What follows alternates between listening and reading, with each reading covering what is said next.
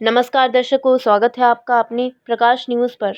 आज हम अपने प्रकाश न्यूज़ के दर्शकों को उड़ीसा राज्य के एक ऐसे धार्मिक और तीर्थ स्थल पर ले चलेंगे जहां के बारे में सभी अभी तक हैं पूरी तरह से अनजान। जी हां दर्शकों, आपने जनरल नॉलेज में अवश्य ही पढ़ा और लिखा होगा कि विश्व में सूर्य मंदिर कहाँ स्थित है। तो वह कोणार्क शहर के कोणार्क उड़ीसा राज्य का नाम सामने आता है। वैसे तो सूर्य मंदिर कोणार्क प्रधान पीठ है, पर सबसे सोचनीय विषय यह है कि यहाँ सूर्य भगवान की पूजा अर्चना क्यों नहीं होती। कोणार्क सूर्य मंदिर का निर्माण सन 12,000 ईस्वी में उत्कल नरेश लागुला नरसिंह देव जी ने किया था। यूं तो उड़ीसा में ही स्थित जगन्नाथपुरी मंदिर का निर्माण भी सन 12,000 ईस्वी में ही हुआ था, लेकिन कोणार्क सूर्य मंदिर के निर्माण में 12,000 कुशल कारीगरों कड़ी मेहनत से 12 साल के लंबे अंतराल में इस मंदिर का निर्माण कार्य संपन्न हुआ था। इस मंदिर पर की गई खुदाई और कारीगरी कौशल को देखकर कोई भी आदमी दंग रह जाता था।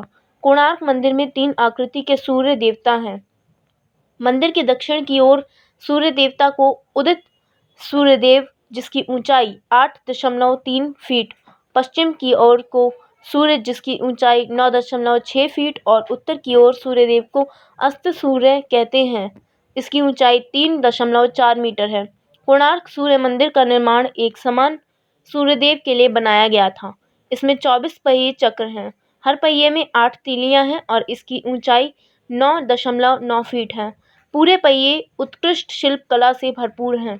कोणार्क मंदिर के दक्षिण की ओर अलंकार से विभूषित 2 भड़कीले योद्धा खड़े हैं। हर घोड़े की लंबाई 10 फीट और चौड़ाई 7 फीट है। इन कोणों को ओडिशा सरकार ने अपनी सरकारी मोहर के रूप में भी स्वीकार किया हुआ है। कोणार्क मंदिर की पूर्व दिशा में ऐश्वर्यपूर्ण सिंह ने हाथी को दबा रखा है। यह मुख्य द्वार है। इसकी लंबाई 1.4, चौड़ाई 4.9 फीट, ऊंचाई 9.2 फीट और वजन 7.48 टन, जो कि एक ही पत्थर से बना हुआ है। लेकिन अब हम आपको जो बता रहे हैं वह अपने आप में अविश्वसनीय और अकल्पनीय है। इतनी सब चीज़ों से अलंकृत सूर्य मंदिर के कपाट अंग्रेज हुकूमत की सरकार द्वारा, मतलब उन्हीं के कोलकाता के गवर्नर के आदेश के द्वारा सन 1903 में बंद कर दिया गया था और मंदिर के अंदर रेत भरवा दिया गया था। लेकिन भारत द्वारा स्वर्णिम आज़ादी प्राप्त करने के बाद किसी भी सरकार ने सूर्य मंदिर के गेट खोलने की जहमत क्यों नहीं उठाई।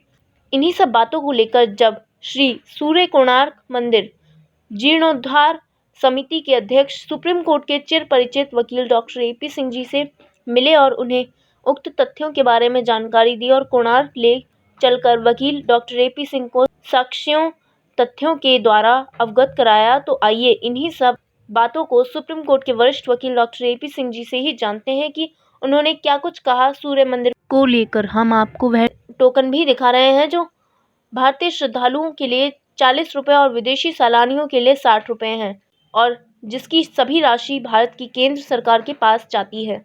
अंदर आकर लोग ढूंढते रह जाते हैं, यहाँ कहाँ पूजा करूँ, कहाँ से प्रसाद लूँ, क्या करूँ।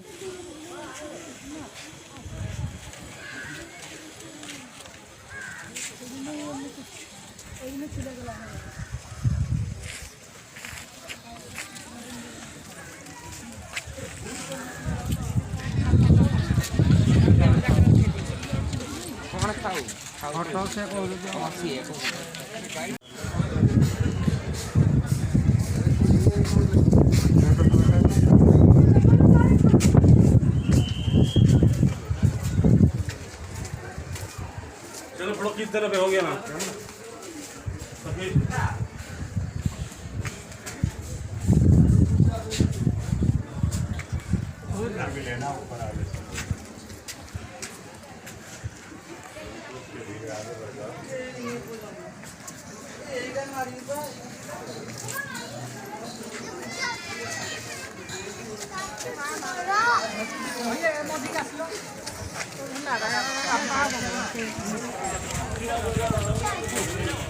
सखी तो फोटो दे।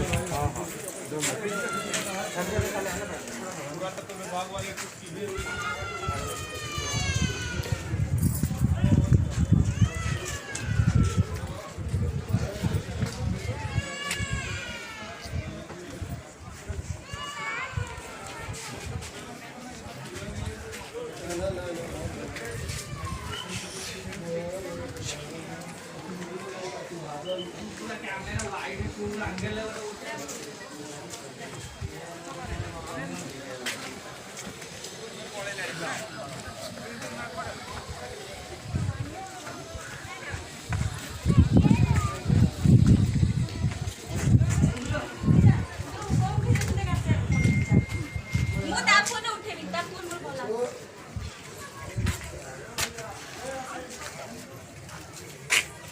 कारणों से पूजा अर्चना नहीं हो पा रही है।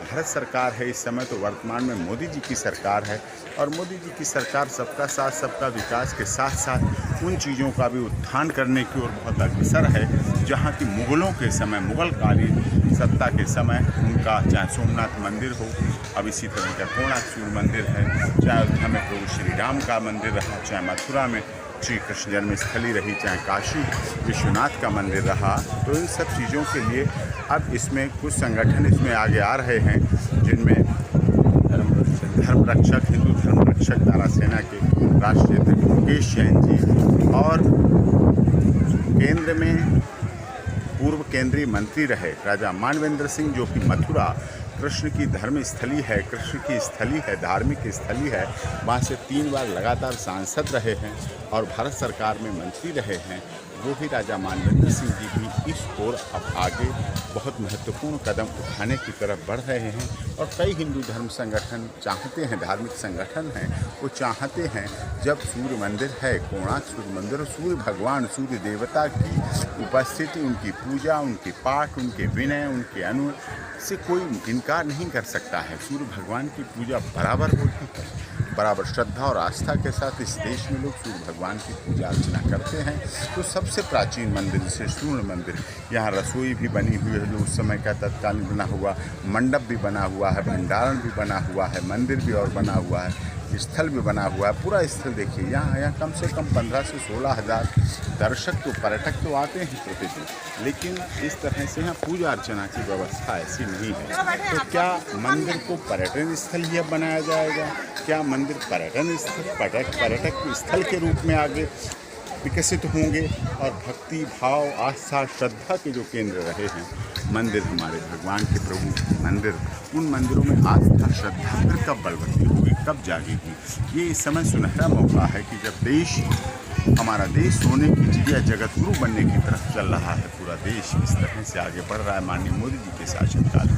तो इस तरह उड़ीसा सरकार में नवीन पटनायक जी की सरकार है और पूर्ण बहुमत की सरकार है, तो इसमें ऐसी तो कोई स्थिति नहीं आएगी किसी तरह की, कोई वोट बैंक की सियासत या वोट बैंक की राजनीति की जैसी की बात करते हैं, जब वो स्थिति नहीं आएगी तो इस स्थिति में ये बात आनी चाहिए कि कोणार्क के सूर्य मंदिर के अंदर प्रवेश कब होगा, क्यों बंद किया गया है और इसमें पूजा अर्चना कब शुरू होगी। ये आवश्यक विषय है जिस पर भारत सरकार को और माननीय सर्वोच्च न्यायालय को भी इस पर बहुत अधिक गंभीरता से ध्यान देना चाहिए।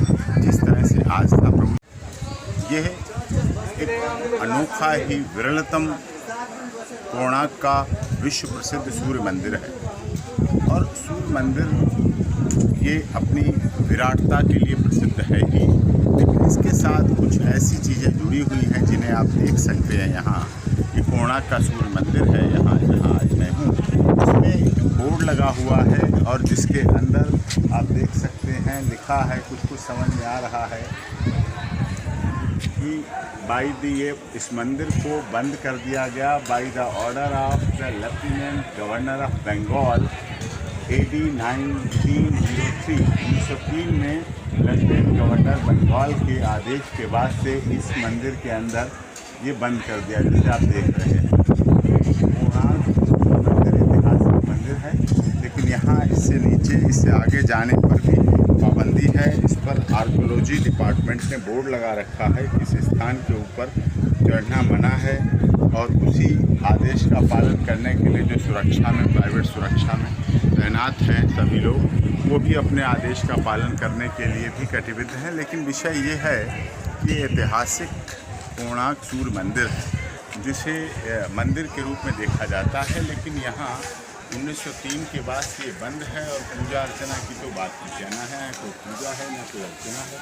एक दर्शनीय स्थल के रूप में ये मात्र रह गया है, विकसित किया गया है दर्शनीय स्थल।